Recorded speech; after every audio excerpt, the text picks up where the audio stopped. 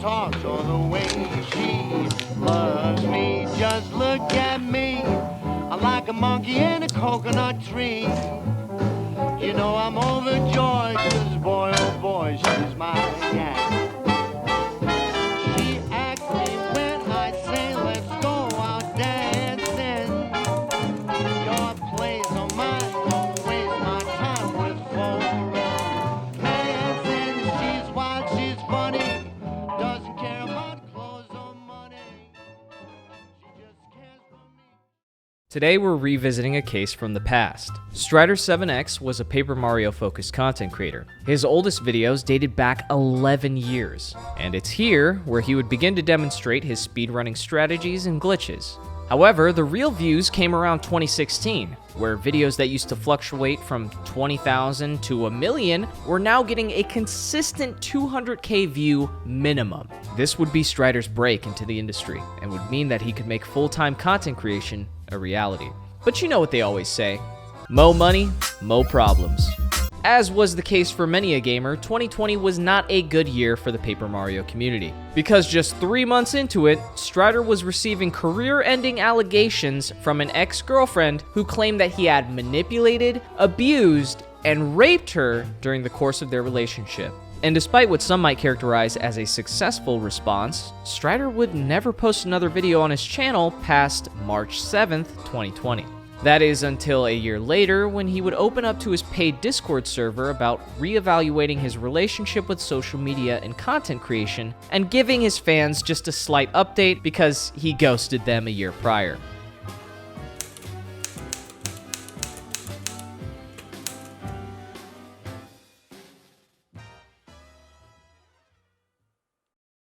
Gabri, which I'm assuming is short for Gabriella. I don't know, that's a guess. I could call her Gab, Gabri. Gab is Stryder's ex, and she claimed to be coming forward for the sake of Stryder's young audience and potentially other women that he might hurt in the future if this information was not provided. She also revealed in a video how she didn't go forward to the police because she didn't think she had a case. Why didn't you report this? Why hasn't this gone to court? Why didn't you take this to the police? Short answer, I don't think I really have a case. I have no 100% concrete, solid, here is DNA, video, audio, whatever evidence of him forcing himself upon me. Always a great start to a rape allegation, by the way. There's also no screenshots or text messages in the original doc, but thankfully later on in both her follow-up video and the response document to Stryder, we do get some information. And because that information is so laden throughout 3 different posts and responses, I'm just going to be relaying it to you, the audience, as it becomes relevant to us in the timeline of events. However, a majority of these older conversations we never see evidence of because it was on an older phone of hers that she doesn't have the charger for anymore. I don't have a charger for that older phone, hence why I can't get text from that one. It's a 4S, and I only have the current chargers that look this. But if we just think about the timeline here for a second, it looked like she had been planning to post this document for at least half a year. So I'd imagine, like, during that time, you'd think, oh, maybe I could just go grab the charger for this phone so I could have some slam dunk evidence to expose a massive YouTuber. Doesn't that seem like a decent investment to just get a charger so you could see if that information existed? I don't know. Maybe I'm asking too many questions. And if it really comes down to legal action, they will be able to testify that I spoke to 2 professional licensed psychiatrists that this did happen, and that I do suffer with so much on a daily basis because of it. I'm gonna be honest, that means literally nothing because a psychiatrist only has access to what you're telling them, and you already have no concrete evidence, and you're paying a psychiatrist to make yourself feel better. So I don't think their testimony really means anything,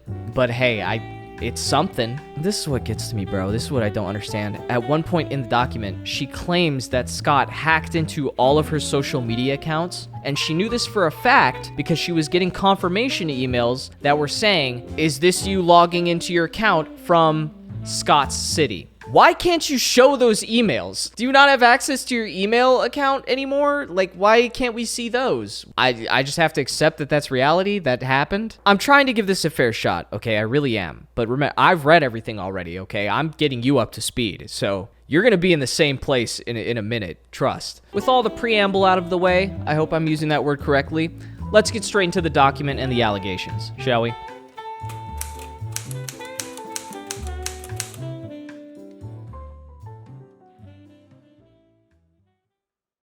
As she outlines the beginning of their relationship, there is an insinuation that grooming took place. They began dating April 11th, 2015, and at the time, Gabby was 16, and Scott was 18.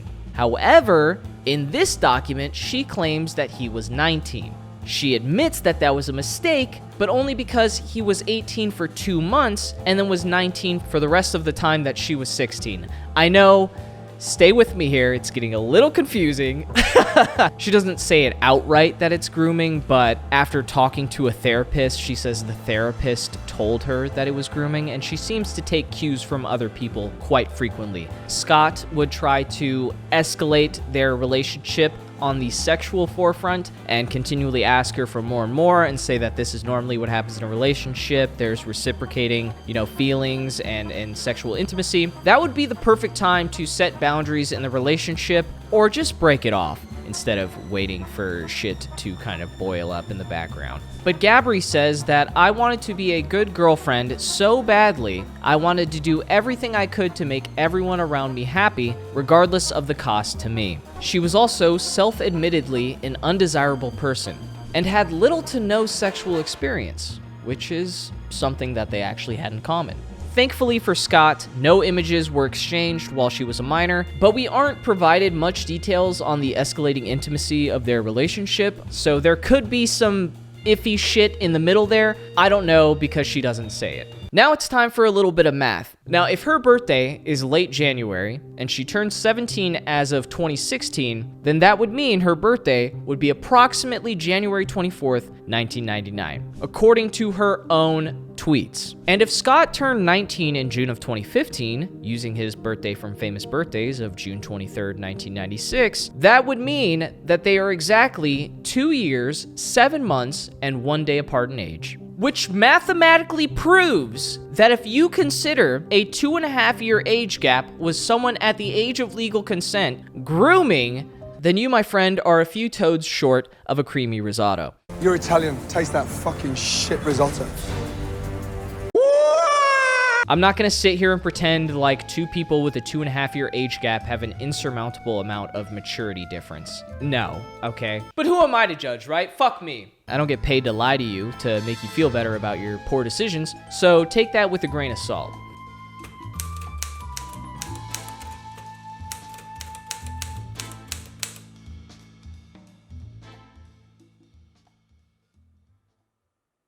This segment is going to contain the actual meat of the allegations, and they relate very frequently to her panic attacks. Over the phone, in person, in a closet, randomly in the middle of the night. Reading this story, you'd think that she just did fucking 3 tours in Vietnam. It's insane. At one point during AGDQ 2016, she says that while they were laying down next to each other, Scott put his hands inside of her underwear and started groping her and made her very uncomfortable. And this still haunts her 3 years later to the point where she's having bi-weekly flashbacks. Now, if Scott did do that, that's terrible. But here's what she told him when recalling that same event a year later. You landed and we hugged, and it was awesome. I was so relieved that we worked just as well in person as we did online. That meeting really did solidify my faith in our relationship. She also compares their relationship to otters that mate for life and seems to happily recall metaphorically or physically holding hands while sleeping.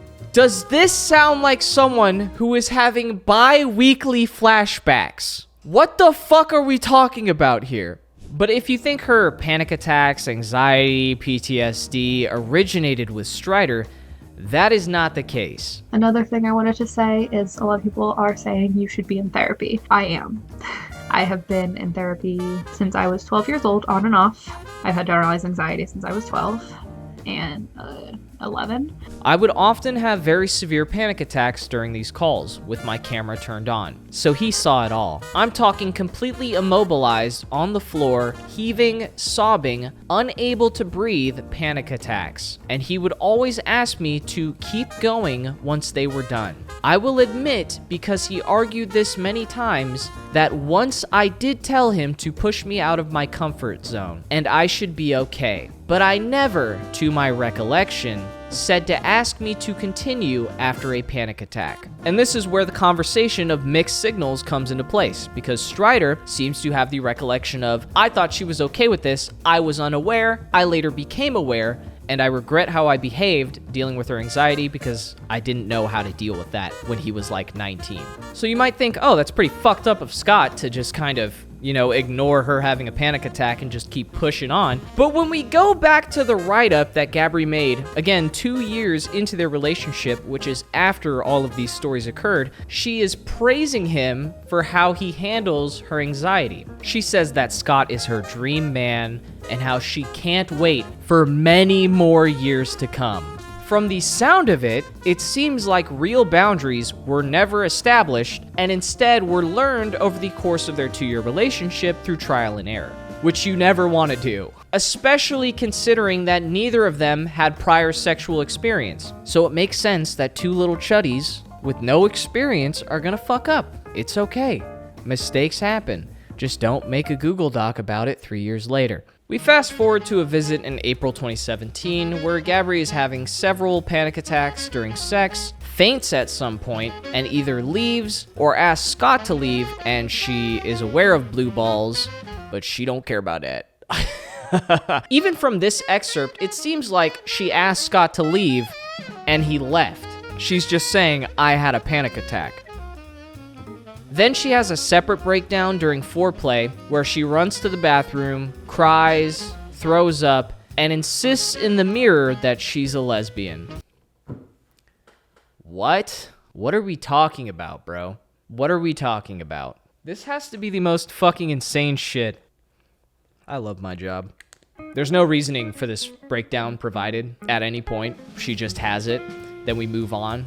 The entire framing of this interaction is, again, completely contradicted by her write-up in April, where she describes Scott as someone who understands her anxiety and will leave her alone when needed. Would definitely like to hear her response to that, because we never get one, unfortunately. Instead, she just copes about the fact that Scott even kept the write-up and was able to pull this fucking golden grail of a defense out of his ass. Oh, it's weird that he'd have that, because if our relationship sucked, why would he keep on to that for like 3 years? Who cares why he has a solid defense of you contradicting yourself?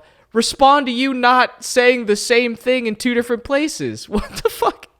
What? She's arguing that obviously she would say nice things at some point, and that using someone eventually saying a nice thing in an abusive relationship to kind of invalidate that is really gross. But if you're having bi-weekly panic attacks and constantly breaking down during foreplay of sex and over the phone, and sometimes just randomly just breaking down, thinking about your relationship, why the fuck would you make a write-up talking about how much you loved how he was treating your anxiety and how he's a dream boyfriend that you want to be with for many more years? I mean, she does use Discord screenshots in her response to prove that he continued sexual activities after panic attacks, but doesn't address her allegedly telling him she was fine and overreacting. This is like the worst communication, but hold on, because it gets worse. All of my exes who I've dated since him have had to deal with me waking up in the middle of the night in a panic, or having to stop in the middle of sexual activities because I am in a panic. She attributes this behavior to Scott, but the thing is, as we just saw, she was doing all these things with Scott since the beginning of their relationship, and she's been having problems with anxiety since she was 12. So I think there's a more common denominator here than Scott. She even texted him a month before they broke up how, I just went with it, and now I kinda regret it, and I don't want you to feel bad or be upset at me because it's nothing you did wrong. I just don't think I was mature enough for it. Yet she now claims that she was coerced and the sex was against her will with no physical struggle, police report, or concrete evidence for 2 entire unenthusiastic years. And now she's certain, after someone else told her, that she was raped the entire time. It's really difficult to take some of her accusations seriously. I know I'm being kind of lighthearted here, but every other paragraph, she's having a mental breakdown, regardless of anything actually happening to her. And when she responds to his defense and says shit like, "That was and is my reality and my truth. I did not speak a knowingly false word in that paste bin," boy, that's a fucking red flag if I've ever seen one. Either Gabby is running for Congress, or she definitely knows she's lying and just got caught.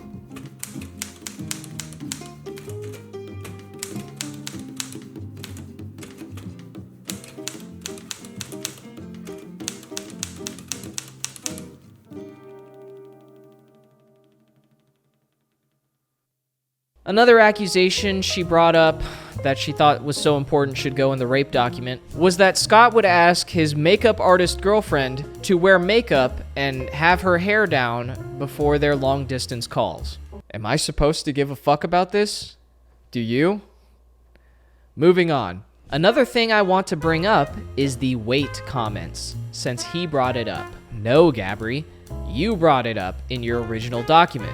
You literally admit how you went to him crying about how you were the heaviest you've ever been and are so upset when he tells you the obvious solution to your problem. Incredible. And to top it all off, this is funny. You guys struggle with the same eating disorder, and you thought it pertinent to put in this document about rape? During the 2 years that you dated, did you at no point know that he also had this eating disorder that you are now trying to use against him? Do you take any accountability for anything that goes wrong in your life, or is everything someone else's problem? Like, holy fuck, your write-ups are so insufferable to read.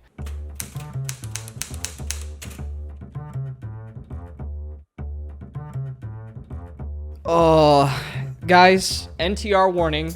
If you are triggered by NTR, click off now, because this just gets sad at this point. Gabby lies to Scott about wanting to break up with him when she stayed at his house after SGDQ 2017 in July. Her explanation was that she was afraid and didn't want to get kicked out on the street while relying on him for shelter. Then 2 days later, after getting home, she breaks up with him, divulges that the whole time she had feelings for his best friend Jeremy after spending alone time with him at SGDQ, and starts dating him shortly after. Incredible. Masterfully played. You weren't expecting that, right? After the whole "I'm a lesbian in the mirror" thing, you didn't expect the "I'm gonna fuck your guy best friend Jeremy."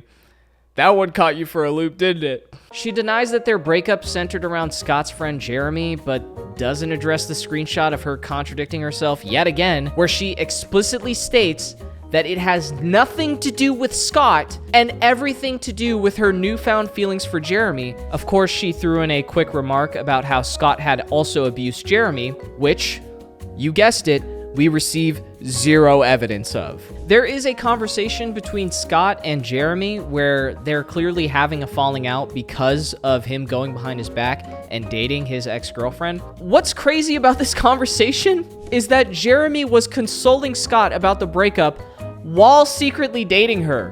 What the fuck, bro? And even worse than that, Jeremy has me blocked on Twitter.com. I'm on Scott's side. Fuck this guy. Gabby's compromise for this blatant betrayal of his trust is to just call their relationship not dating or refrain from interacting in person so that everyone can have their cake and eat it too. This is taken straight out of a high school drama. Despite the constant lying from Gabby and showing absolutely zero evidence of any rape whatsoever, Scott does take an aura loss here. I gotta be real. I gotta be fair here. Because Gabby caught him messaging a friend in the hopes of potentially getting back with her. She even showed a compilation of edited DMs where he's asking for advice on how to convince her to give him a chance. Like, you got him there. Still don't know what that has to do with rape, though. It's also not a good look when you're caught in the DMs threatening someone. Gabri said that she'll bring hell if Scott doesn't get along with her new boyfriend, Jeremy, after lying to him about wanting to break up and then getting with his best friend.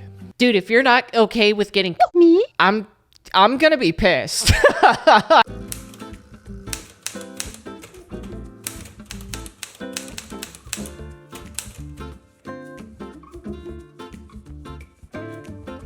One claim that she actually did back up in this entire fiasco was that Scott would bring up Siuu, but she takes it a step further and says that he may have potentially threatened her life as well. She has evidence for him, you know, having Siuu Ideation, but she does not provide evidence for threats to her life. This is a classic repeating pattern here, if you've noticed. She does mention that one time when she attempted to break up with him, when she was questioning her sexuality, that Scott brought up, you know, potential Siuu, which is not okay. Okay, that's never okay in a relationship. This doesn't have to do with Siuu, but just another text message from September where she's talking to one of her friends. Gabby then begins to question whether she would be able to do better if she decided to leave Scott to pursue women, I guess. And again, I was manipulated into believing that we had this perfect relationship and that I would never find anyone as good as him, kind of thing. How did he manipulate her into thinking that? Your guess is as good as mine, buddy.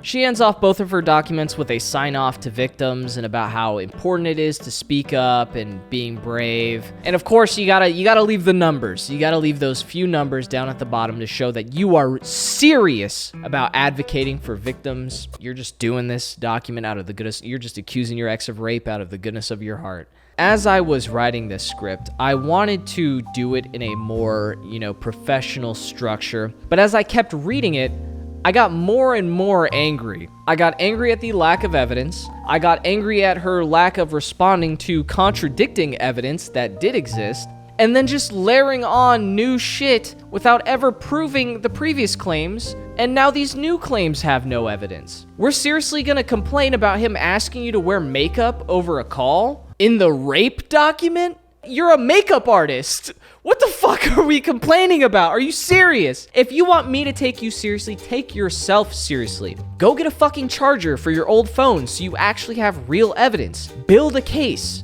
Maybe report him to the authorities. If you're so convinced that you were raped for like 2 years, you'd think you'd want to try to do something about that. But instead, the entire time, the whole document is, oh, I was manipulated into thinking that the relationship was great. I had fucking mental breakdowns ever since I was 12, but it's all Scott's fault. All of my exes have to deal with my mental breakdowns. At what point do you realize that you're the problem? Is Scott perfect? No. Did he learn after a little bit how to deal with your constant fucking mental breakdowns? According to you, yes, he did. We're just supposed to assume that like all of the sex was coerced, stayed for 2 years, and then 3 years later, after talking to a therapist, realized that it was all rape. Then what about the DMs where she broke up with him to get with his best friend? Just not gonna address that part. What about the DMs where she says it wasn't Scott's fault at all? She was just too immature. Not gonna address those screenshots. That's too inconvenient. No, just believe that I have no fucking agency as an adult. Things just happen to me and I have no influence over it whatsoever. That's why I think these allegations are complete bullshit. I think most people kind of got that vibe when I was reading the responses to all of the documents. Like her final document did not get the traction I think she was hoping for, and there's a reason for that, because Scott's response was actually very good. Which is why I'm confused why he kind of disappeared from the internet, but to be honest, in this space, having dealt with it myself, I understand the kind of stress that comes with dealing with accusations and then those hate mobs, and it's not healthy, because no matter how good your response is, there's gonna be someone in your comments like, hey, didn't you rape somebody? And funnily enough, a girlfriend of Scott's actually wrote a signed testimony vouching for his character about how he's never done any of this kind of behavior. So I thought that was kind of interesting as well. That's another case closed. All right, at lunch. Ah, shit. I guess I didn't think this one through. I don't have a Nintendo cabinet. I just have a Smash one, so looks like Stryder goes in. That's right, the square hole. Sorry, Scott. Just for now, okay? It's temporary, I promise. The video's already a week late. You could be fucked around a label. What do you mean the video's a week late and I couldn't write down a different label? You heard me. Are you gonna fucking do it for me? No, fuck no. Are you gonna do it? That's your job. I didn't think so. This is a lot of work. I gotta like print this shit out, write stuff down. You saw the intro segment, right? I'm literally Oh, boo-hoo. there's arts and crafts in this bitch. That's not enough? How many people do you know do that? A lot, actually. How many? Really? Coffeezilla has a robot. You know what? Fuck you. I don't have time for this. I gotta like thank the patrons and shit. Run away like you always do. That's it for me, everybody. A little walk down memory lane for some of you Paper Mario fans. I hope you enjoyed the coverage. If you guys have any more Mario, Paper Mario adjacent stories that you'd like me to cover, I'd like to keep the topics kind of, insulated to certain themes within like a month. We'll do like a month of a certain game or a month of a certain topic or genre. I think that would be really fun. I really want to do that. So send me some more Paper Mario / Nintendo shit. No Smash. Fuck Smash, okay? Love my members, love my patrons. Thank you guys for supporting me all the time. You keep the lights on. And as always, until next time.